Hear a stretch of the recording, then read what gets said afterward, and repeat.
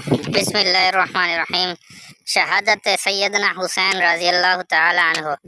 10 محرم الحرام وہ دن ہے کہ جس دن نواسہ رسول صلی اللہ علیہ وسلم جگر گوشہ بطول سیدنا حسین ابن علی رضی اللہ تعالی عنہ کی شہادت مع دیگر رفقا اور آل رسول صلی اللہ علیہ وسلم کا عظیم سہانیہ پیش آیا۔ آئیے ذرا ایک نظر مختصراً اس سہنے کے اسباب اور قاتلان حسین رضی اللہ تعالیٰ عنہ کو تلاش کر کے حقیقت سے آگاہی حاصل کریں اور ساتھ ہی اس عشرہ مبارکہ میں ہونے والی رسومات اور بدعات کی تاریخ سے واقفیت حاصل کریں اور سازشیں بے نقاب کریں۔ جب نواسہ رسول صلی اللہ علیہ وسلم نے یزید کی بیعت سے انکار کیا اور آپ مدینہ سے مکہ پہنچے تو آپ رضی اللہ تعالیٰ عنہ کو خطوط ملنا شروع ہو گئے کہ آپ ہمارے ہاں تشریف لائیں، ہم آپ کے ہاتھ پر بیعت کرنے اور آپ پر جان و مال نچھاور کرنے کے لیے ہمہ وقت تیار ہیں۔ اور یہ خطوط اہل کوفہ کے تھے۔ یہ خطوط کیا تھے، ان کا مضمون کیا تھا، ملاحظہ کیجئے۔ خود انہی لوگوں کی کتابوں اور ان کے علماء مجتہدین کے اقوال کو سامنے رکھ کرتا کہ حقیقت خود کو خود منوائے۔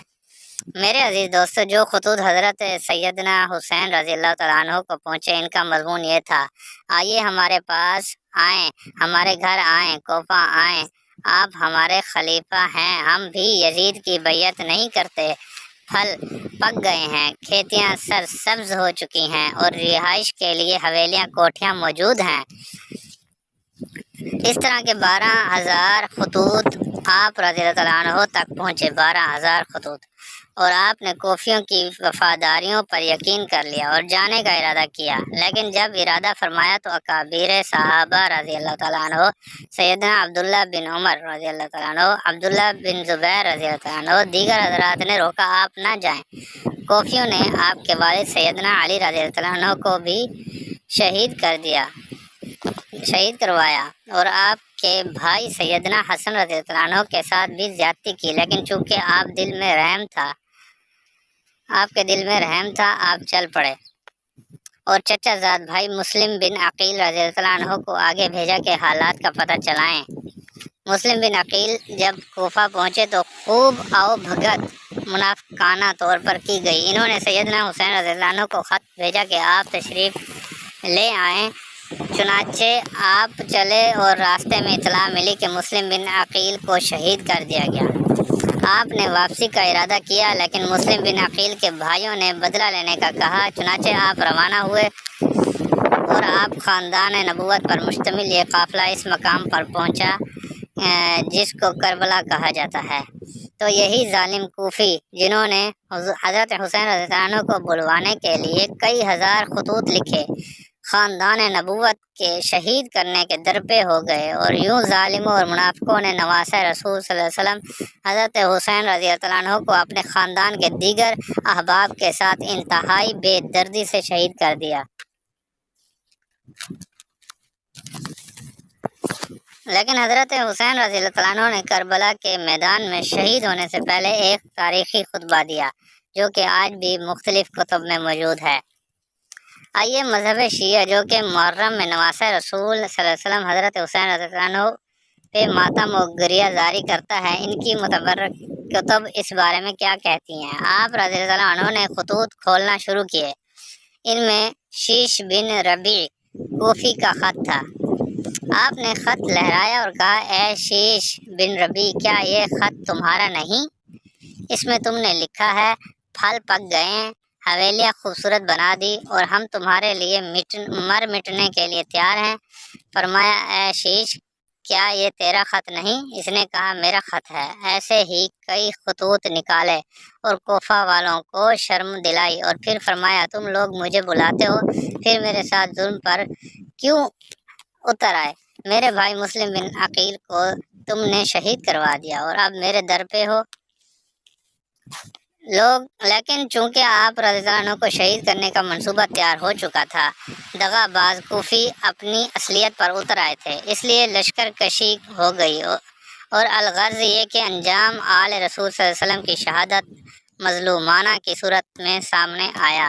اب یہ کہ ایک تو یہ معلوم ہوا کہ سیدنا حسین رضی اللہ عنہ کو بلایا کوفیوں نے، پھر غداری کر کے آپ کو شہید کر دیا گیا، اور جب خاندان نبوت کے باقی ماندہ افراد لٹے پٹے یزید کے دربار کی طرف روانہ ہوئے تو انہی کوفیوں نے رونا پیٹنا اور ماتم و گریہ شروع کر دیا۔ آل رسول صلی اللہ علیہ وسلم کے باقی ماندہ افراد میں سیدہ زینب، سیدہ سکینہ و دیگر حضرات، سیدنا حسین رضی اللہ عنہ کی بہنیں اور سیدنا زین العابدین تھے۔ ان کے اس شور کو سن کر سیدہ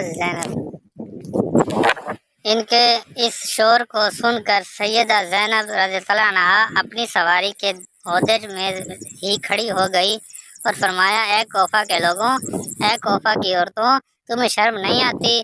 تم نے ہمیں بلایا تھا، تمہارے مردوں نے ہمیں بلایا اور ہمارے مردوں کو ذبح کر دیا، تمہیں شرم نہیں آتی؟ اتنے میں سیدہ ام کلثوم رضی اللہ عنہ سیدنا حسین رضی اللہ عنہ کی دوسری بہن کھڑی ہو گئیں، فرمانے لگیں، اے ظالمیوں، اے کوفہ کے مردوں، تم کل محمد صلی اللہ علیہ وسلم کو کیا جواب دو گے؟ چھوٹے بچوں کو بلا کر اس طرح ذبح کر دیا، میرے ننھے علی اکبر کو ذبح کر دیا۔ اسی اثناء میں سیدنا زین العابدین رضی اللہ عنہ کھڑے ہو گئے، پکار کر کہنے لگے، اے کوفیوں، اے قاتلوں، تم نے ہمیں بلایا اور شہید کروایا، تم ہی مرنے والے ہو، تمہیں شرم آنی چاہیے۔ اب ان بیانات کی روشنی میں خود ہی فیصلہ کیجئے جو خود ان لوگوں کی معتبر کتابوں میں ہیں، جو آج شہادت حسین پر ڈھنڈورا پیٹ کر دنیا کو بے وقوف بنانے کی کوشش کرتے ہیں کہ سیدنا حسین رضی اللہ عنہ کو بلایا کس نے، کوفہ جانے سے روکا کس نے، بلا کر شہید کروایا کس نے۔ دنیا کا ایک قاعدہ ہے کہ اس گواہ کی گواہی کو معتبر جانا جاتا ہے جو بوقت واقع وقوع پر موجود ہو۔ چنانچہ ہم نے ان باقی ماندہ لٹے پٹے افراد کے بیانات خود انہی کی کتابوں سے پیش کیے کہ ہمیں فیصلہ کرنے میں آسانی ہو۔ اب ذرا ان سب گواہیوں کو سامنے رکھ کر فیصلہ کیجئے محسن کون تھا اور دشمن کون۔